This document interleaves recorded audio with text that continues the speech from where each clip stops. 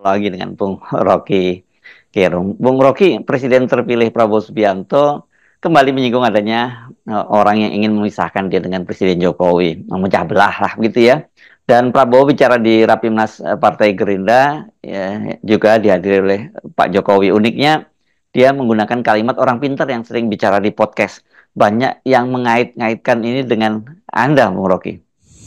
Oh ya, tentu kalau Pak Prabowo sudah berkali-kali atau minimal 2 kali, dan 2 kali itu artinya berkali-kali juga, menerangkan bahwa tidak ada keretakan antara Pak Prabowo dengan Pak Jokowi, lalu menyitir beberapa podcast yang berupaya untuk menganalisa potensi keretakan itu artinya ada poin yang disampaikan oleh Pak Prabowo.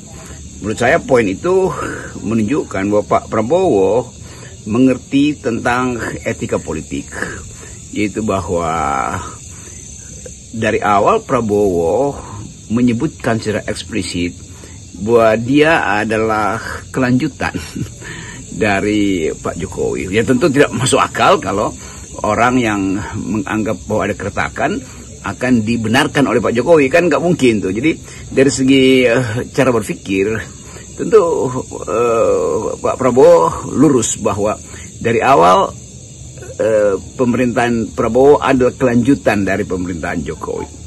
Tetapi kita mesti ingat, atau bukan ingat, kita harus dalami juga apa yang disebut sebagai kebudayaan Jawa, kebudayaan politik Jawa tuh, yaitu kalau kita ingin melekatkan diri dan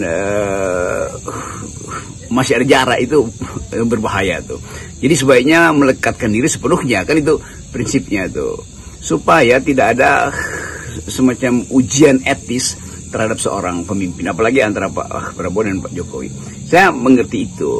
Tetapi sekaligus Pak Prabowo menerangkan bahwa ini demokrasi itu, jadi nggak apa-apa kalau orang berupaya untuk melihat itu dengan cara yang lain.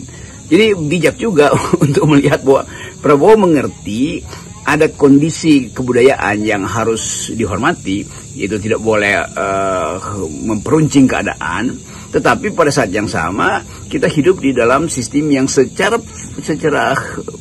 unik kita pilih, yaitu demokrasi kan.